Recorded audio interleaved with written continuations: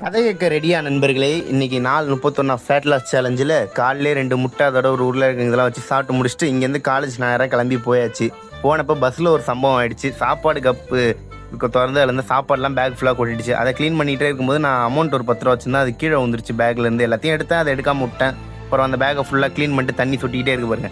எடுத்துகிட்டு போய் எங்கள் காலேஜ் கேண்டீன் ஒரு காம்பவுண்ட் இருக்கும், அதில் தூங்கி சொருகம் விட்டு வந்துட்டோம். இந்த பேக் தெரியுதா, இதெல்லாம் முடிச்சு மத்தியானம் சாப்பிட்டு கொஞ்சம் தான் இருந்தது. அதை மட்டும் சாப்பிட்டா அதை நான் வீடியோ எடுக்கல. அப்புறம் ரிட்டன்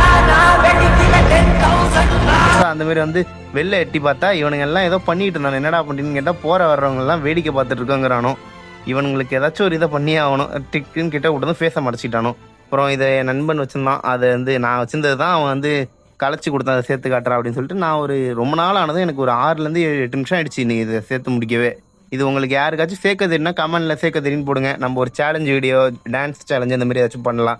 இதை சேர்த்து முடிச்சுட்டு ஜாலியாக வந்தான். அவனும் பார்த்துட்டு ஹாப்பியாக இருந்தான். அப்புறமா வீட்டுக்கு வந்துட்டு ஒரு முட்டை அதை கொஞ்சம் சாப்பாடு வச்சு சாப்பிட்டு முடிச்சுட்டு வாக்கிங் ஒரு 30 நிமிஷம் பண்ணால் ஒரு ஒர்க் அவுட் பண்ணேன். அதை நான் வீடியோ எடுக்கல. பாய்.